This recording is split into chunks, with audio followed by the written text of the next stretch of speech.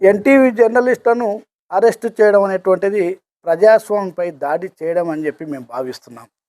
ప్రశ్నలు అడగడమే నేరం అయితే మీడియా స్వేచ్ఛ ఎక్కడ ఉంది అని చెప్పి మేము ప్రశ్నిస్తున్నాం.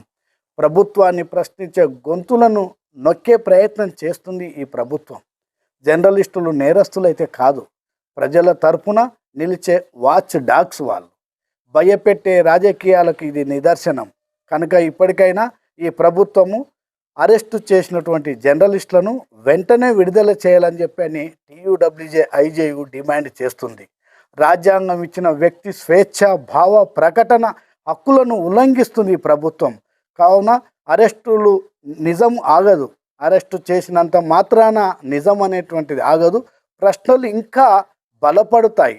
తక్షణమే అరెస్టు చేసినటువంటి జర్నలిస్టులను విడుదల చేయాలని చెప్పి మేము డిమాండ్ చేస్తున్నాం.